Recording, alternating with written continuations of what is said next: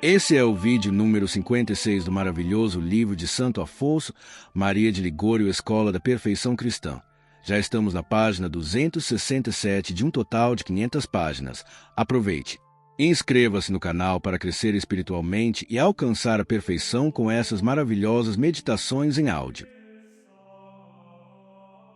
11º capítulo da oração. A religião, segundo a doutrina de São Tomás, ocupa o primeiro lugar entre as virtudes morais, porque ela se ocupa mais com Deus e se aproxima mais dele que todas as outras virtudes morais. Para cada cristão que tende à perfeição, deve ser de interesse vital adquirir no mais alto grau possível essa virtude. O meio mais fácil para praticá-la, um meio de que podemos usar a hora e ao tempo que quisermos, é nos oferecido na oração. Quer pratiquemos a oração de louvor, de agradecimento, de impetração ou propiciação, sempre praticamos com isso, de maneira eminente, a virtude da religião, visto que qualquer oração é uma humilde confissão da grandeza, soberania ou da bondade, fidelidade e misericórdia de Deus. Na oração podemos externar os sentimentos de nosso coração em voz alta ou baixa, ou então restringir-nos à simples aplicação das faculdades internas de nossa alma. Daí a distinção entre oração vocal e meditação. Falaremos de ambas essas orações. De uma espécie particular da oração vocal, da suplicação, se falará mais extensamente na parte 4, capítulo 1. Primeiro, da oração vocal. Número 1. Excelência da oração vocal. Seus requisitos. A oração vocal é muito agradável a Deus, porque ela glorifica a infinita majestade de Deus. O sacrifício do louvor me honra, diz o Senhor por boca de Davi, e nele está o caminho por onde lhe mostrarei a salvação de Deus. Salmo 49, versículo 23. Santa Madalena de Pazzi ficava cheia de alegria se a campainha chamava para oração no coro.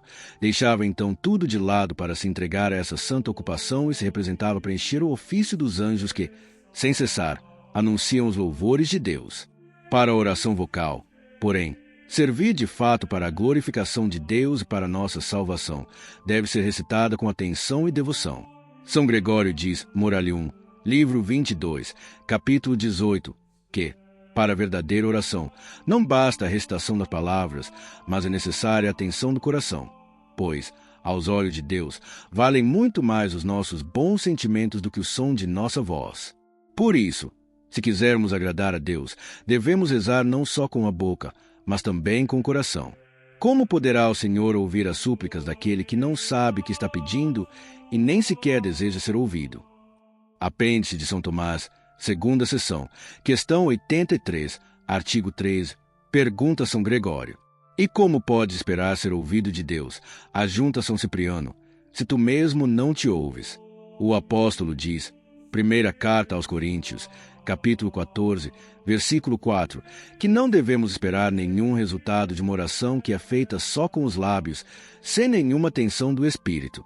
Como a oração, recitada com atenção e devoção, se assemelha a um incenso oloroso, sumamente agradável a Deus, e que nos impetra tesouros de graças, assim, a oração em que falta a atenção e o recolhimento de espírito se assemelha a um vapor fétido, que excita a ira de Deus e atrai sobre nós os seus castigos.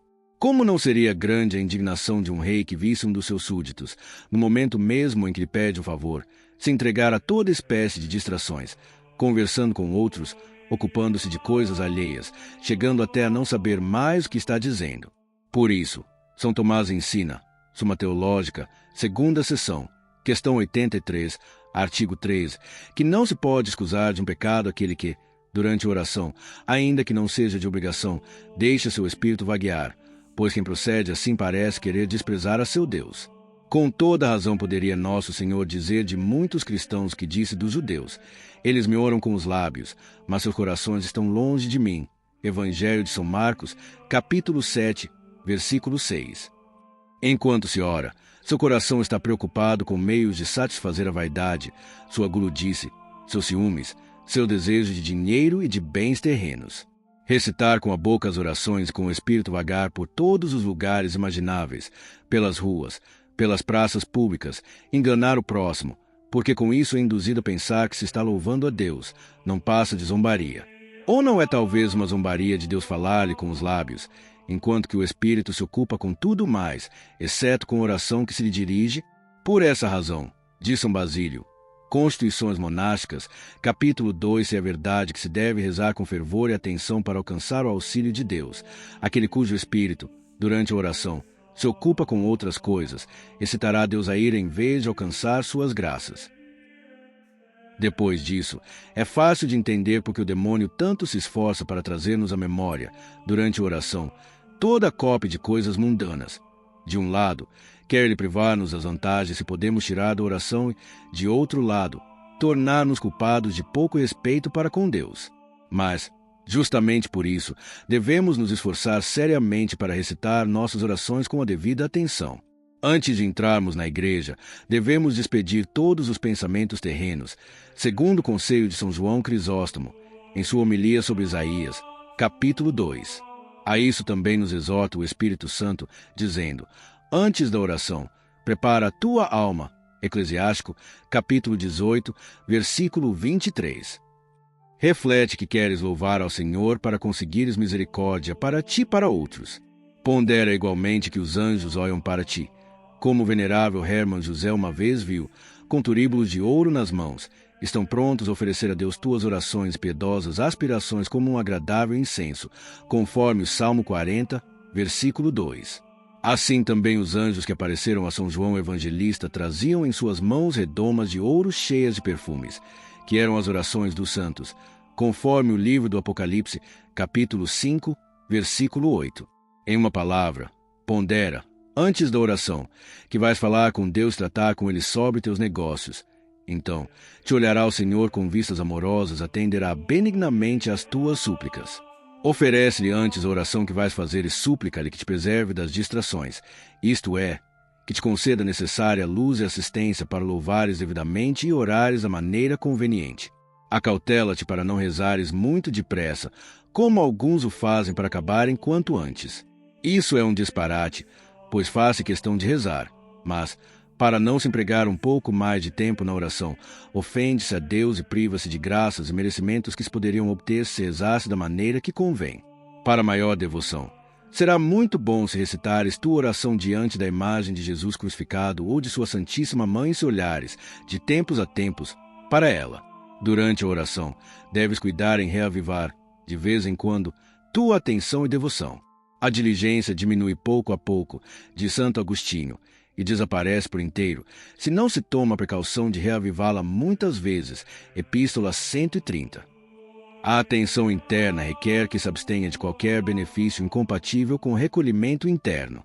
Assim, durante a oração vocal, não se deve passear, conversar inutilmente ou fazer coisas mecânicas que distraiam o espírito. A atenção interna pode se estender às palavras, ao sentido delas e a Deus. Está-se atento às palavras quando se cuida para pronunciá-las bem. Atende-se ao sentido quando se procura compreender a significação das palavras para, ao pronunciá-las, produzirem-se as aspirações correspondentes. Finalmente, dirige-se a Deus a atenção, e este é o melhor modo, quando se ocupa interiormente com Deus durante a oração, adorando, agradecendo-lhe, amando e pedindo-lhe suas graças. Por mais que te vais esforçar por guardar a devida atenção durante a oração, não precisas te inquietar por causa das distrações involuntárias. Enquanto não consentires nelas, não poderão te prejudicar. Nosso Senhor tem compaixão de nossa fraqueza. Muitas vezes, nos sobrevêm distrações sem que tenhamos dado o mínimo motivo para isso. Essas não podem impedir o resultado de nossas orações. Segundo São Tomás, mesmo as almas elevadas à contemplação não podem conservar-se sempre nessas alturas. O peso da miséria humana as abate algumas vezes e as envolve em alguma distração involuntária. Mas também não se pode escusar de pecado, segundo o mesmo santo, aquele que se detém voluntária e propositadamente, isto é, conscientemente, nas distrações, e sua oração não poderá ser meritória. São Cipriano repreendeu muito uma tal desonra de Deus e diz que, aos olhos de Deus, é uma infâmia quando alguém pensa em outras coisas no mesmo tempo em que está rezando, como se houvesse para ele coisa mais importante do que falar com Deus e pedir-lhe suas graças. Como a boa vontade torna os nossos pensamentos dignos de adquirir frutos espirituais, diz São Bernardo, Uma vontade indolente os torna indignos de Deus e, consequentemente, não merecem ser recompensados com graças, mas sim castigados. As crônicas de Sitiaus nos referem à seguinte visão que teve São Bernardo, quando rezava seu ofício em coro com seus confrades. Viu ao lado de cada um de seus monges um anjo que escrevia. Desses anjos, uns escreviam com ouro, outros com prata, outros com tinta, outros com água, e outros, finalmente, tinham a pena na mão sem escrever. Ao mesmo tempo, deu-lhe Deus a entender o que isso significava. O ouro denotava que rezavam com grande fervor. A prata, que a oração deixava alguma coisa a desejar. A tinta, que pronunciavam bem as palavras, mas sem devoção. A água, que pronunciavam mal as palavras e não prestavam atenção ao que diziam com a língua. Os anjos que nada escreviam indicavam aqueles que não se importavam de se entregar a distrações voluntárias. As palavras pias que a boca pronuncia, diz o doutor Angélico, na segunda Secundae, questão 83, artigo 12, excitam a devoção no coração. Justamente por isso, o Senhor nos ensinou a rezar vocalmente para que peçamos interiormente o que a boca exprime exteriormente. A respeito das palavras de Davi, eu clamei ao Senhor com minha voz, Salmo 141, versículo 2. Escreve Santo Agostinho, em sua exposição sobre o Salmo 141. Muitos clamam ao Senhor, mas não com sua voz, isto é, não clamam com a voz interna da alma, mas unicamente com a voz do corpo. Clama com os teus pensamentos, clama com o teu coração. Acrescenta o santo, que então o Senhor te ouvirá seguramente. Segundo, das fórmulas mais usuais da oração vocal.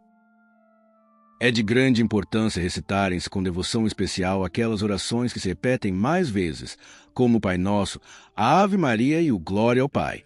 Ao recitar o Glória ao Pai, podemos fazer muitos atos de fé, de louvor, de agradecimento, de complacência na felicidade e perfeição de Deus. Santa Maria Madalena de Pazzi fazia a intenção de oferecer sua cabeça ao carrasco em profissão de sua fé, todas as vezes que a inclinava ao recitar essa invocação. Quanto à Ave Maria, sabemos que foi trazida do céu pelo arcanjo Gabriel e que foi como que a aurora de nossa redenção. Nossa Senhora mesma declarou a Santa Mechildes que nenhuma outra saudação lhe era tão agradável como essa. Quem saúda Maria será também saudado por ela. São Bernardo ouviu uma vez como Maria respondia à sua saudação, dizendo: Ave, Bernardo. A saudação de Maria, segundo São Boaventura, é sempre uma graça especial, com que responde cada vez a nossa saudação. Nossa Senhora mesma prometeu a Santa Gertrudes assisti-la de um modo especial na hora da morte, à medida das vezes que ela recitasse a Ave Maria. Mas a oração que devemos rezar com mais devoção é o Pai Nosso, que nos foi ensinado pelo Divino Salvador em pessoa. Somos tão miseráveis e nosso espírito tão limitado, que nem sequer sabemos que graças devemos pedir a Deus para a nossa salvação. Conhecendo, porém, Jesus a nossa pobreza e impotência, ditou-nos ele uma súplica ou uma lista do que devemos pedir, e manda-nos dizer o seguinte: Pai nosso que estais no céu. São João nos faz notar o amor que o Pai Celeste nos testemunhou querendo que fossemos chamados e fossemos na realidade de filhos de Deus. Primeira Epístola de São João, capítulo 3, versículo 1. É certamente o efeito de um amor indizível que nós, vermes a terra, sejamos chamados e sejamos em verdade filhos de Deus, ainda que adotivos, e essa imensa graça nola adquiriu o Filho de Deus fazendo-se homem, como diz São Paulo. Recebestes o Espírito de adoção de filhos, segundo o qual clamais, Abba, Pai. Epístola aos Romanos, capítulo 8, versículo 15. Poderá haver coisa mais ditosa para uma criatura do que ser adotada como filha por seu Criador, pois isso fez Deus a nosso respeito, e Ele quer que, com confiança filial, lhe digamos. Número 1. Santificado seja o vosso nome. Deus não pode tornar-se mais santo do que já é desde toda a eternidade, visto que sua santidade é infinita. O que desejamos, nessa súplica, é que Deus se digne difundir por toda parte o conhecimento de seu nome, para que todos os povos o amem, tanto os pagãos, que ainda não o conhecem, como os hereges, que o não conhecem devidamente, e os pecadores, que o conhecem, mas não o amam. Número 2. Venha a nós o vosso reino. Deus impera sobre a nossa alma, tanto no reino da graça como no reino da glória. Suplicamos, na segunda petição, que a nós venham ambos esses reinos, isto é, que a graça divina impere sobre nós aqui na terra e nos dirija e governe para que um dia sejamos achados dignos da eterna glória e alcancemos a felicidade de possuir e pertencer a Deus para todo o sempre. Número 3. Seja feita a vossa vontade, assim na terra como no céu. Toda a perfeição de uma alma consiste no fiel cumprimento da vontade de Deus, como a cumprem os santos no céu. Por isso, Jesus Cristo quer que peçamos a graça de cumprirmos na terra a vontade de Deus como os santos e anjos a cumprem no céu. Número 4. O pão nosso de cada dia nos dai hoje. Nesta súplica pedimos a Deus os bens temporais que precisamos para a conservação de nossa vida atual. Com as palavras, o pão nosso de cada dia nos é dito que devemos pedir esses bens com moderação, como Salomão, que pediu só o que lhe era necessário. Dai-me só o que preciso para alimentar-me. Provérbios, capítulo 30, versículo 1. Além disso, deve-se notar que no Evangelho de São Mateus, em vez de pão nosso de cada dia, se lê que é sobre toda a substância. Sob o que se entende, segundo o Catecismo Romano, Jesus Cristo no Santíssimo Sacramento do altar. Pedimos cotidianamente esse pão porque, segundo o conselho do Concílio de Trento, cada cristão deveria receber todos os dias a Santa Comunhão, ao menos espiritualmente. Número 5. Perdoai as nossas dívidas assim como nós perdoamos aos nossos devedores. Para comermos dignamente esse pão divino, devemos estar isentos de pecados mortais. Se formos réus de algum pecado mortal, devemos antes nos purificar no sangue do Cordeiro, no sacramento da penitência. Quanto aos pecados veniais, se deve dizer que quem alimenta em seu coração apego formal a um tal pecado é, ao menos de certo modo, indigno da Sagrada Comunhão. Em todo caso, não se tem a disposição devida para se aproximar a miúde da Santa Mesa. Isso é inteiramente conforme o decreto de São Pio X. Número 6. E não nos deixeis cair em tentação. Com isso pedimos a Deus que não permita que incorramos em tais ocasiões de pecado em que hajamos de ofendê-lo. Segundo a admoestação do Salvador, devemos vigiar sempre e orar, para que não caiamos em tentação. Cair em tentação e achar-se na ocasião próxima de pecado é uma e a mesma coisa, donde a necessidade de se repetir muitas vezes. Não nos deixeis cair em tentação. Número 7. Mas livrai-nos do mal. Há 3 espécies de mal, dos quais devemos pedir a Deus que nos livre: os males temporais do corpo, os males espirituais da alma e os males eternos da outra vida. Quanto aos males temporais desta vida, devemos estar sempre prontos a receber de sua mão, com inteira aquiescência, todos aqueles que Deus enviar à nossa alma para nosso bem, como pobreza, doenças, abandono, etc. Quando, portanto, pedimos a Deus que nos livre dos males temporais, devemos fazê-lo sempre com a condição de que não sejam necessários ou úteis para nossa salvação. Os verdadeiros males, porém, dos quais devemos pedir incondicionalmente que Deus nos livre, são os males espirituais, os pecados e, como consequência deles, os males eternos no outro mundo. De resto, devemos nos convencer da verdade inconcussa de que, no atual estado de nossa natureza corrompida, não podemos nos salvar senão passando por muitas tribulações. Atos dos Apóstolos, capítulo 14, versículo 21. Conclui-se a oração dominical com a palavra Amém. Essa palavra contém todas as petições juntas. A repetição dessas súplicas é muito agradável ao Senhor. Quanto mais instantemente lhe suplicarmos as suas graças, tanto mais depressa nos atende. Os grandes deste mundo se irritam quando se veem importunados com súplicas. Deus, porém, acha gosto nisso e até deseja essa importunação.